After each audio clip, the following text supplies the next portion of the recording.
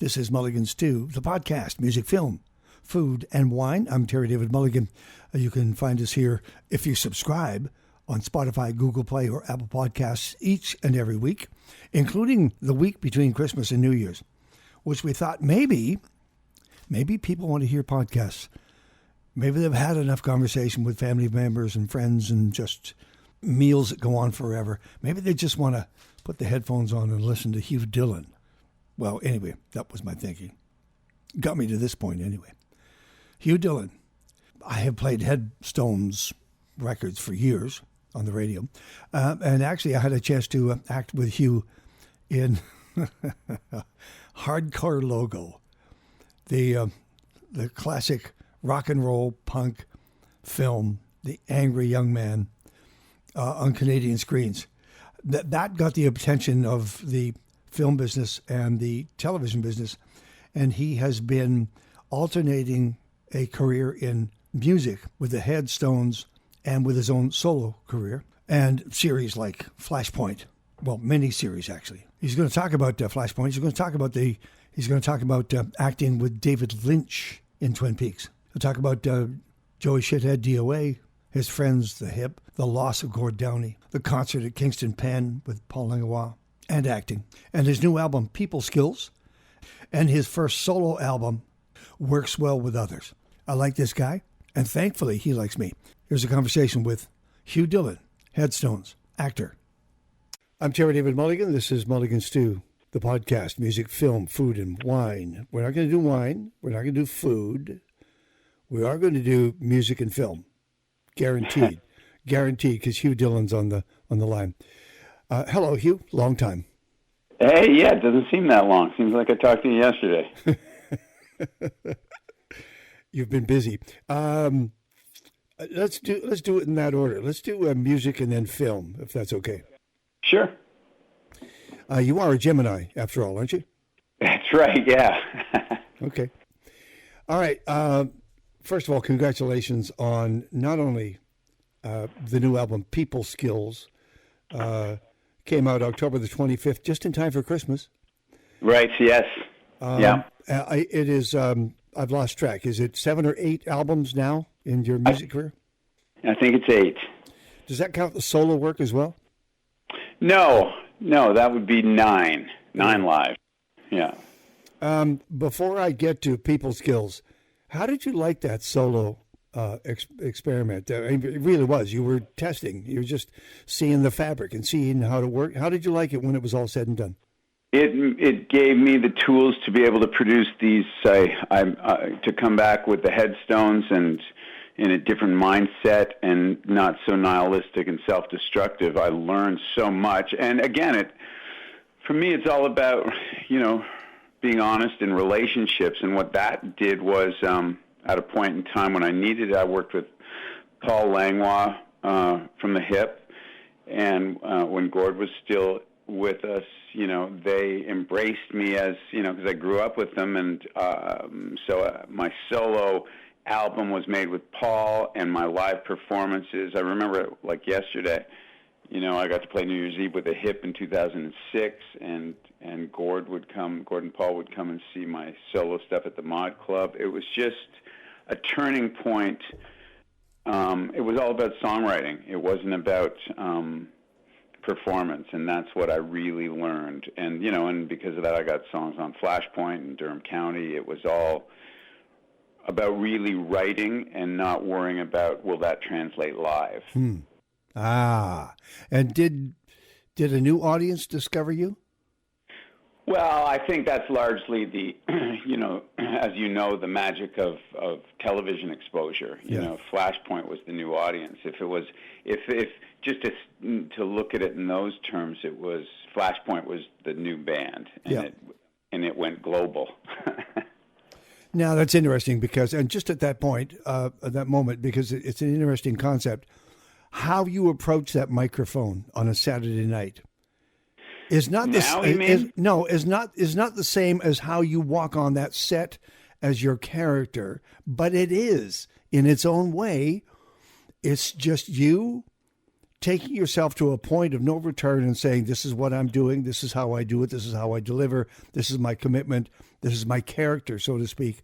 There are parallels from my point of view, just watching you work with you in that video in Kingston, Penn, and you on set.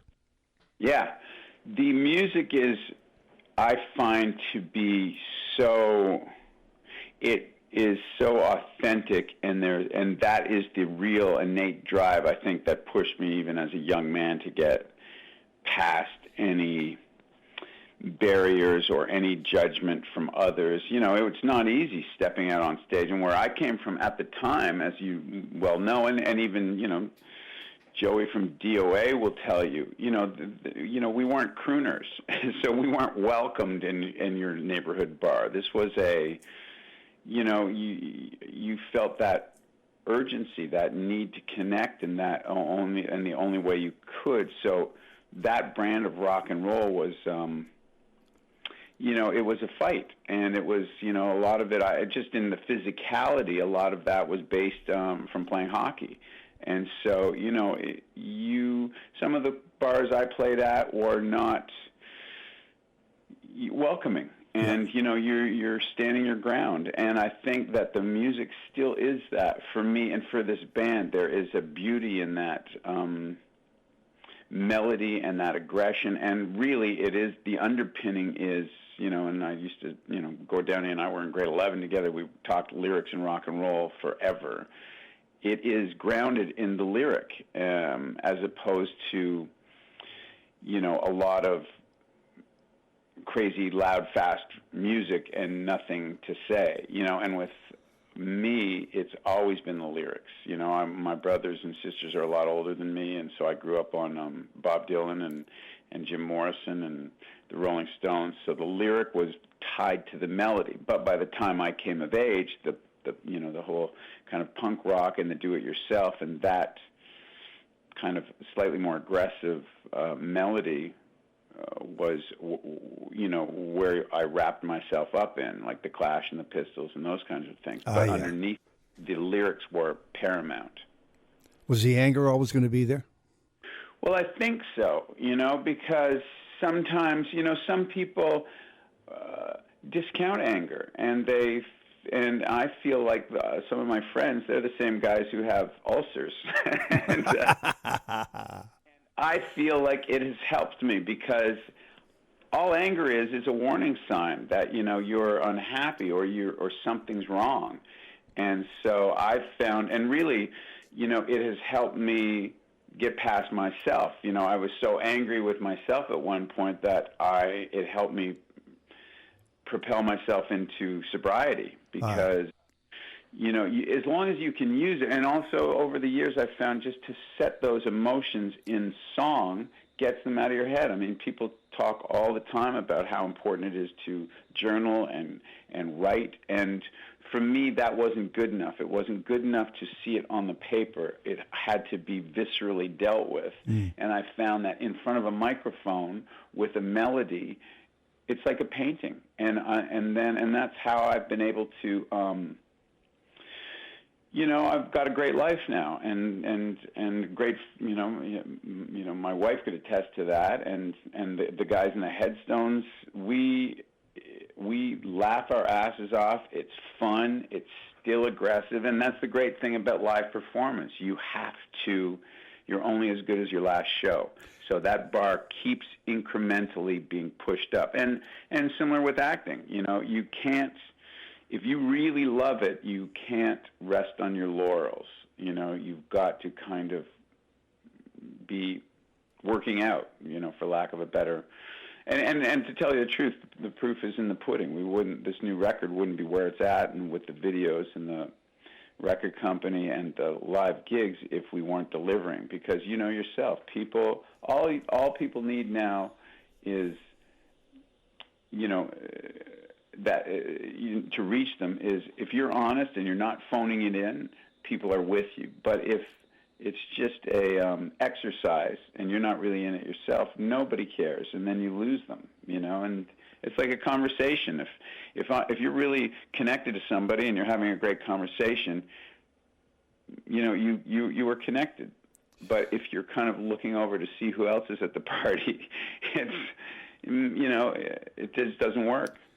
Okay, just for the record, the Mulligan Stew podcast, I asked one question. We're now at the 10:55-minute mark of this interview. This is going to be, we're going to have to do a speed round, Hugh, before we get going. Like, for example, I know what Paul Langlois and the Hip meant to you. It's well documented.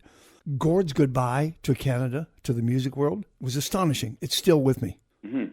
Where were you during that final tour of the Hip? Well, I mean, we share a great manager from Kingston, Bernie Breen, and I just followed it like everyone else did. And I was in Paris at the time because I was shooting this show X Company. So I had talked to Gord. I had sent him lyrics that I had written about us, him and I, in Kingston for the last record. So, he was just such a loving, decent guy right up till the end that I was personally connected. It wasn't so much about the shows, but I had watched it from a distance because I wasn't here, and I remember it was just, I can't even wrap my head, I can't really give you an answer. It's so in my bones that I can't articulate it. It was just these are people I've known my whole life from being kids, that you drink beer with and smoke cigarettes with and talk about dreams with. So I can't put it in a bow for you. I wish I could. Yep. It's still that it was just I just look at the exceptional person and all of those guys and the body of work, and just they have that quality that I aspire to, of just simple kindness that you can't get past. It's amazing. Yep. By the way, did you see the story go by just a couple of days ago? The Polaris Prize got passed out for 2019.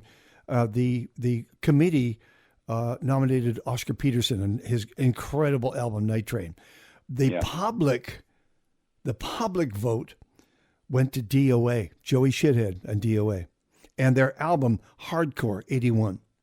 Well, I spoke to Joey last week, and he said, keep it a secret till it comes out. But I had posted that on our website and got all the Headstones fans and everybody I knew to vote on that record because it was a seminal work. So, and that guy, Joe's just, he's just a smart cookie and always has been. And the perseverance with that, going back to what I was saying earlier, with that style of music, just I couldn't be happier. I love the duality of Oscar Peterson and DOA. I can't believe it. I just can't believe it, the way it worked out. And well done for that website. Joey talked to me about a month ago, and he said, "Hey, we're up for this." And he networked, and that's how punk rock and this kind of rock and roll exists. He networked, and he goes to the core beliefs and gets people to bring out their best sides and be active and support things they believe in. And that's what is magical about that guy and that genre of music. And quite frankly, that part of the country, British Columbia has that, even back in the day, that ability to change things. Folks there have always kind of gotten out and on a grassroots level and made those bigger changes. He's a counselor now, and he got rejected twice by the voters, and the third time they voted him in. Funny. That's Mr. Shithead to you. I go back just quickly. I'm not going to maudlin about this, but I want to go back to Hardcore Logo. Yeah. And Joe Dick. Yeah. And Bruce McDonald, and Callum Keith Rennie. Yes. And the making of that amazing film, which and you, Terry David Mulligan, and me, I was channeling. See, I was trying to channel Bruce Allen, and he was upstairs because we were down in his building. Who did you channel to find Joe Dick, or did you just bring yourself? No, there was a lot of things. I mean, part of that was I was at the time, so many years ago, and I was so young and I think I was just under 30. And so many of my friends had committed suicide. So and even as we were shooting, Shannon Hoon from Blind Melon had, died on his tour bus, drug overdose. And so there was you always have to go back to, well, where does the anger and the rage come from? And sometimes with me, I remember how enraged I was when a friend of mine committed suicide, as opposed to the sympathy. Like when I heard he had committed suicide, I smashed the phone and just like and so for me it was a real performance. And so I thought about my own mindset, and I've been so lucky to sidestep so many of these issues just because I've had a little education and great support from friends and family. But with that, and Callum and Bruce McDonald were such great supporters and friends, and you were so warm, because I was really transitioning into acting, and I had a natural talent because I'd done it in high school and I'd had a great teacher, but I had no desire because I was interested in having more control.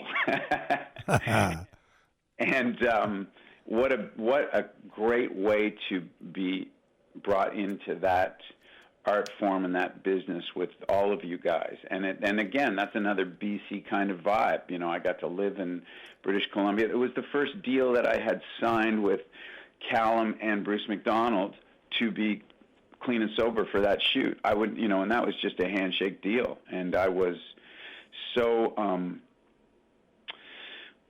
honored to be part of it and to be brought in that, I gave my word that I wouldn't drink. And then I didn't know enough about being clean and sober then. But the willpower at that point. And I did it up until, the last day when I went, woohoo, okay, that's over. And then, then the descent kind of began. Yeah.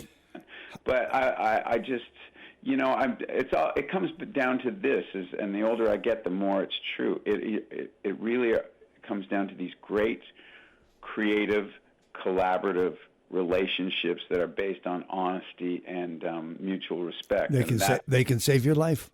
They do, and that's when I look back, that's when I'm happiest, and when I look forward, I'm happy because I've learned the lessons. So I don't, I don't get involved with people I don't really trust or I don't really like, or I need the money or whatever it is, And so now it's that's why I love Flashpoint. I love the people involved with that. It was a great experience, and if I look back on my acting work, all of it has been, I think there was like 2 shows that I went, this sucks, but then you learn from your mistakes, and I've always followed my gut, and like Flashpoint, when they offered it, I didn't take it until I kind of got what I wanted, and that entailed being able to do Durham County. But when you see the caliber of the people being able to be flexible and work with you, then you honor that and become more committed to the project. And it's the same with right now with this Headstones album. Everyone's on board, everybody's nailing rehearsals, and we recorded the record at the Hip studio in Kingston, and it all becomes meaningful. And so then it's less of a hustle. Mulligans Do the Podcast. Hugh Dillon. Where did Motorcade come from? Now that one caught me unawares. It was it's just a beautiful piece of music that, and I had these lyrics, and it just came about in the last year and a half, like we all do. We just lose, and it just, and the music is where I get to park myself that's true. So I can get out of myself, and then it really worked, and then I get excited. It's like a painting. Then I get excited that it's an honest song, and I love it for that reason. And then it becomes this piece that other people can relate to. Whatever that is, there it is.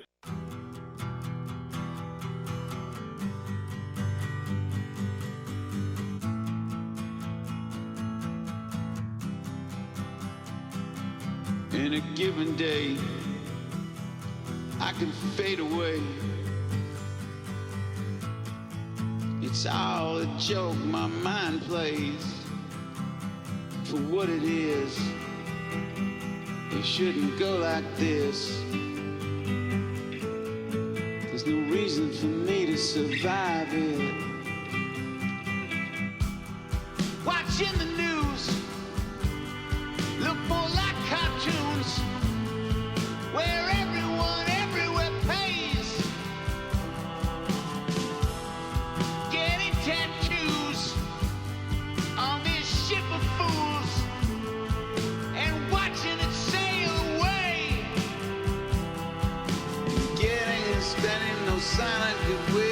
snowflakes are crushing my thoughts.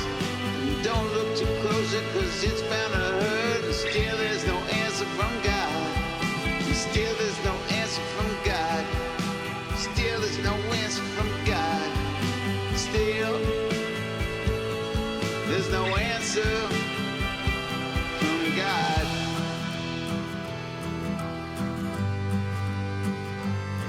From God. A motorcade, pouring rain. Bow our heads, nothing left to say. Better take a little moment now to be human. All we give, all we have, a lonely dance, nothing wrong with that. And I know there's more to this than just getting through it. It's not a trick, it's just a fact. Do our damnedest before we collapse. Better take a little moment now to be human.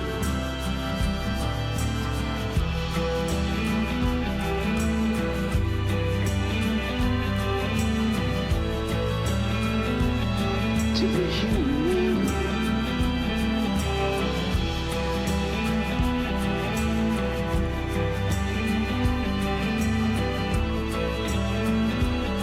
To be human.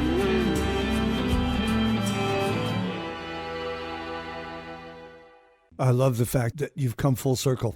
Yeah. Back to that studio. I mean, you and I get up most days, and somewhere along the way in our looking at our screens or our papers or whatever, the implication, even if you don't see the words "rock is dead," is out there. It's hanging. It's just like washing on a line.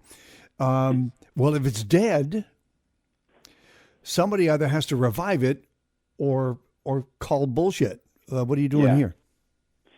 Well, it's not just me. It's coast to coast in this country with our little subgenre of rock and roll. Selling out the Commodore in Vancouver, 1,000-seaters. It's a riot, and it's every year. It's people crave. Really, it's not just rock and roll. It's that honesty that I think that they look for. And like I said, people want to see performers that are not phoning it in. And I think in a weird way, we're really lucky because we are strictly a Canadian band. I mean, we play Buffalo and occasionally we'll play Washington. But because of that, we aren't burnt out because we're not playing all over the globe. When we play, it becomes this really, kind of hardcore, sweaty rock and roll thing, and people know all the songs, and it becomes like a big concert on a little scale. And it's exciting, and I think that it is there. You just got to find it, and it requires people who need to get up off their own asses and not just point fingers or, rock is dead and whatever, and they go back to their screens. I find that there is a, like we're playing the Phoenix in Toronto, and it's sold out, so people know. It depends on the rock band or, It depends also on the relationship you have with your audience. Well, it does, and ours goes back so long, and it's so many people remember us at different points in their lives. And back in the day, we'd play the clubs and the bars, and we'd close them with our fans drinking beer and smoking cigarettes. So it's and you didn't stiff the audience. You can't. That's why they're still there. That's why. The name of the album is PeopleSkills. Hugh Dillon, leader of the Headstones. Underneath his picture, it should say working actor, which is what he is. I'm going to play Leave It All Behind. You shot the video at the Kingston Pen. I'm surprised that they let you in there, or they let you out, frankly. But you also did a concert, a benefit concert at the Kingston Pen. Tell me about that and who was on stage. Well, that was fantastic. We've got a little video on our Facebook page now, but it was, Paul Langlois' wife does a lot of work and great work with the United Way, and they had, the Kingston Pen is decommissioned, and so they had the idea of putting on a concert and, for a great cause, and Paul got involved, and, we said, yeah, of course we're going to do it, we're going to help out. So we got involved, and there were a couple other bands. Tom Cochrane was there, and as we were doing it, it sold out in like 10 seconds, and it was really special because Paul and Rob Baker and Gord Sinclair got up with us for our encore, and we did Little Bones. Yeah. And it was just an homage to the city and to Gord and to the hip, and it was just special. I mean, I had grown up playing hockey with Paul when we were like 8 and 9 years old. So for us to be on stage, and we jammed, and he produced my solo record. But he has when he turns to lean into it, I can really see, this is how far I can see he was a great right winger when we played hockey. See that hockey mentality, and we nailed it. And, those are big shoes for me to fill, because you can't make a mistake with Gord's words, with that song. It's iconic. And so I was kind of like, yeah, well, if we're going to do anything and the guys want to do it, this is the song. And it just was magical. And, okay. Everybody felt the presence of Gord there, and Paul had said that. And it was just, it's such a risk to do a song like that with, and it's still so raw, and it just became heartfelt and beautiful, and it was magical. And Little Bones is just, and hearing Paul play that riff, and then the guys in the Headstones, so it was all of us together. It was the Hip guys and my band, and I sang it, and it was just it was healing. That sounds so cheesy and so corny, but it was meaningful. Did you have a thought, by the way, when you were in the Kingston pen, either for the shooting of the video or the concert, saying to yourself, I could have ended up here? Oh, yeah. Yeah. I mean, it's by the grace of God go I. I was so lucky, and I was so lucky again to have great people around me. It is that. It isn't like, I pulled myself out of this. I didn't. I had great people who cared about me and helped guide me and make better decisions, and I was lucky that when somebody threw me the life preserver, I had the wherewithal to hook my arm through it and grab it and get pulled in. Exactly. You were open to it. Yeah. There you go. Yeah. All right, this is Leave It All Behind. Headstones.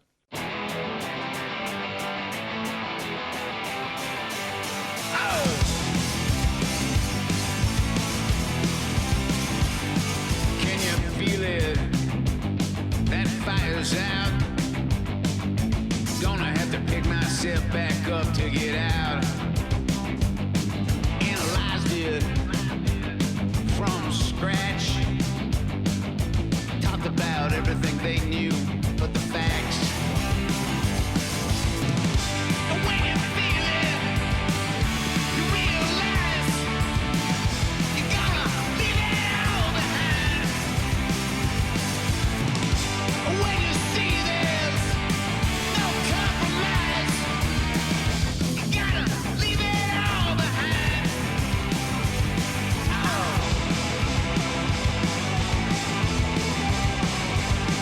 Are you feeling that urge to run? Slam your head into a desk and be done. It's just an instinct, just a thought. Pack up everything you got and be gone. And when you feel it, you realize you gotta leave it all behind.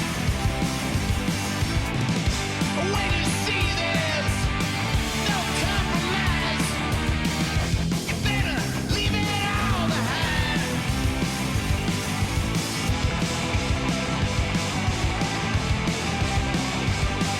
I've been that way back, pretty sure there's nothing I miss. I've been that way back, pretty sure there's nothing I miss. I've been that way back, pretty sure there's nothing I miss.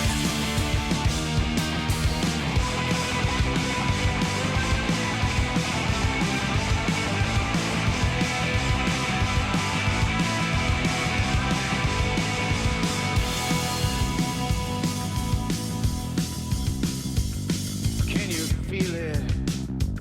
That fire's out. Gonna have to pick yourself back up to get out. To survive it, There ain't no point in watching it all collapse. And when you feel it, you realize you gotta leave it all behind. When you see there's no compromise, you gotta leave it all behind. Gotta leave it all behind. Gotta leave it all behind. Gotta leave it all behind. All behind.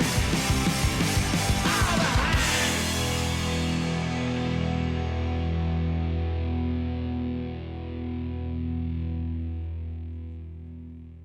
Mulligan's Do the Podcast. I'm T.D. Mulligan. He is Hugh Dillon.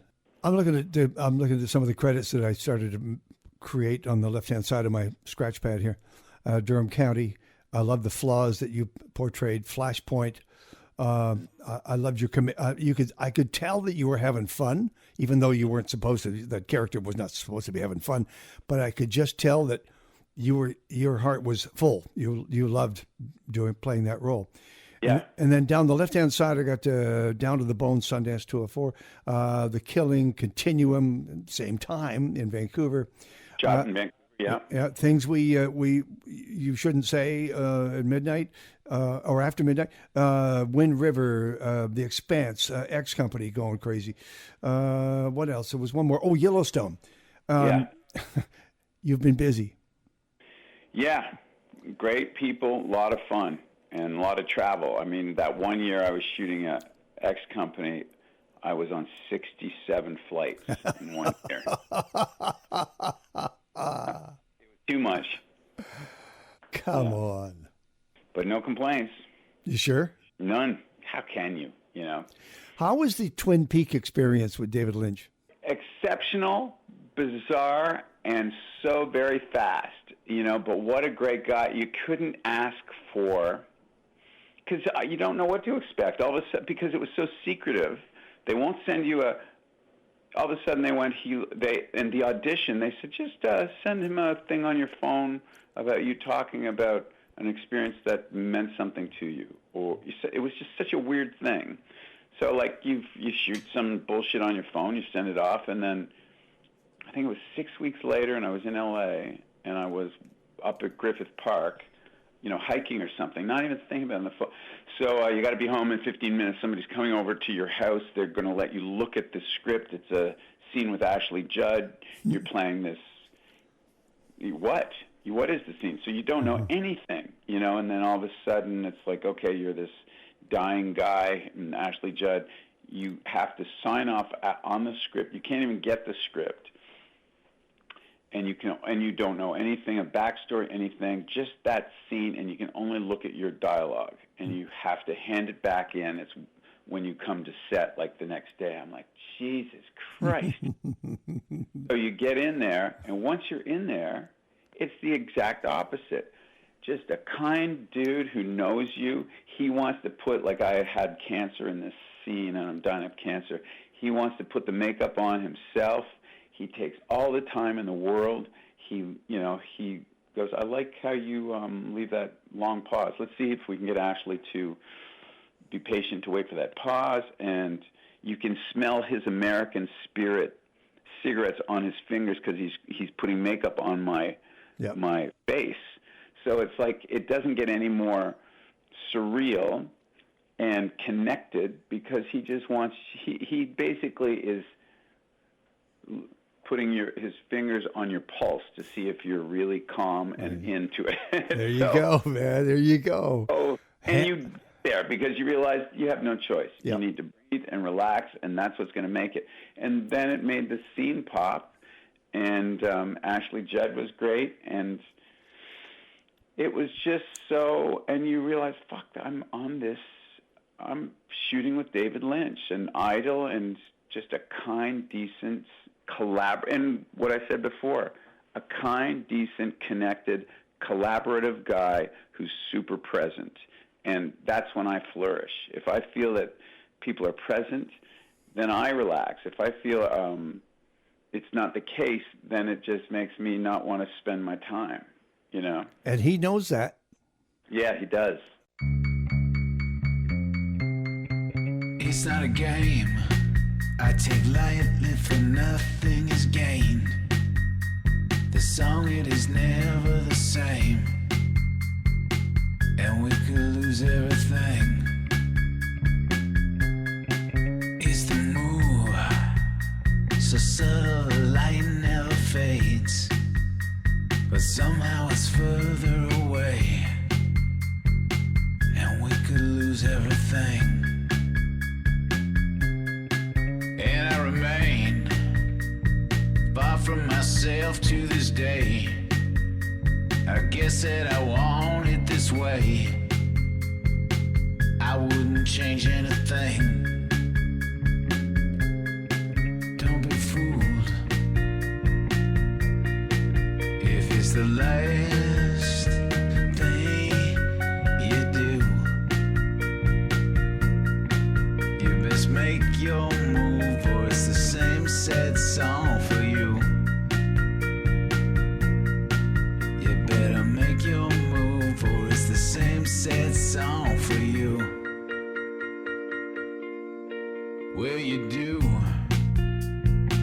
what you do to get through, so fast that you never get fooled. Can't double back on the truth.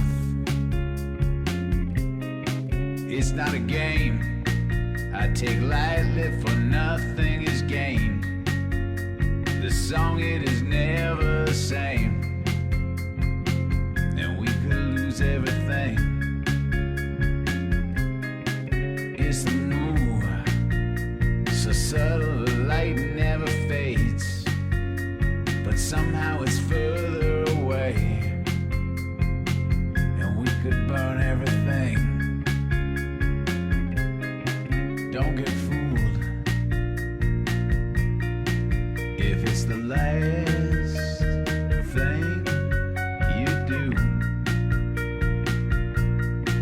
You best make your move, or it's the same sad song for you. You better make your move, or it's the same sad song for you. You better make your move, or it's the same sad song for you. Hugh Dillon, leader of the Headstones. I want to get back, Hugh, just for a second to PeopleSkills. Where the hell did Caught in the Loop come from? And that whole guitar riff and the feeling of that track? You know, that has to do with, like I said, that 67 flights. I mean, a lot of these, the lyrics are directly out of my experience. And when I can flip off the switch of trying too hard and just let the subconscious flow, those are the lyrics that came out. But it's the texture. I love it. Well, Trent went to OCA. He's a great guitar player, and we've been playing for years. So, we've been writing for years. So you either get better in a relationship or it goes south. And we have learned to connect. We care even more about it. So it really rocks. And with that song, we were playing in Ontario. Could have been Casino Rama in Ontario. End of the night, this song had never been played. And this is why the Headstones fans are great. And from the beginning when we first started in Toronto, we would just play whatever was exciting to us in a new song. And what happens is an audience who doesn't know the song, isn't, inundated with the video or the radio. They just like, what is this? And they either hear it and they dismiss it because they can't hear it well enough, or it's not their tea, or else they go, whatever this is awesome. And we played that song, and we watched that audience who'd seen, the whole set. We came back and did it in the encore, and they lost their minds. And then online, it was like, whatever that is, you guys have got to make a new record. And so that became the pivotal piece that we, started building PeopleSkills around, because we knew that is a great piece of music, and it was exciting to us. So it goes back to, we need to love it. We need to know it's not being phoned in, and also, the Caught in a Loop lyrics were, another day goes by that ain't mine. It's and people can relate to it. It's that mental anguish that you've got to get out of in order to, function and be connected with everybody else and get, maximum enjoyment out of life, Terry. Okay, let's roll you some Headstones. This is Caught in the Loop from PeopleSkills.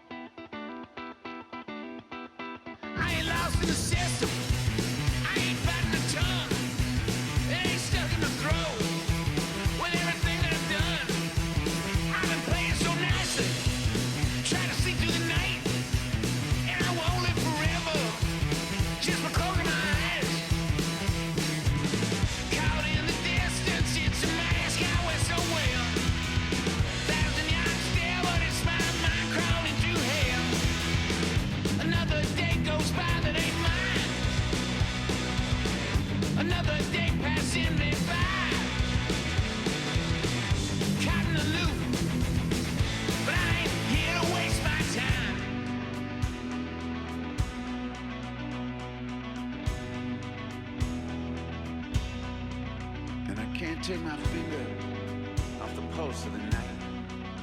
It's the realization I can't adjust to the light. I could never tread lightly, I could hardly breathe. It was killing me slowly. It used to be the morphine. Another day goes by that ain't mine. Another day passing me by. Caught in a loop. But I ain't here by my time. Oh, well, we don't live forever. Try to sleep through the night. Does it ever get better? Just because of my eyes, there's no absolute quiet. It's the darkness so bright. It's the realization I can't adjust to the light. It's a mask I wear so well. 1,000 yards stare, but it's my mind crawling through hell. Another day goes by that ain't mine. Another day passing me by. Caught in a loop, and I ain't here to waste my time.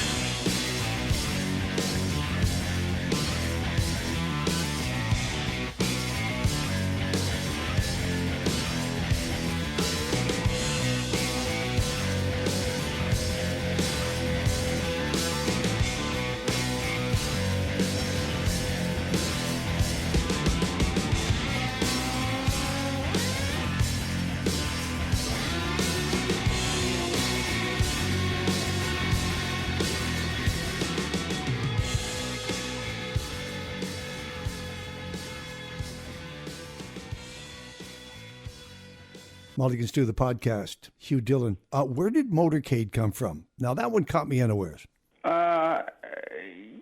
It was just a beautiful piece of music that, and I had these lyrics, and it just came about in the last year and a half.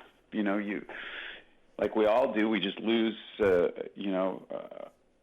number of people, so it was just like a difficult couple of years, and it just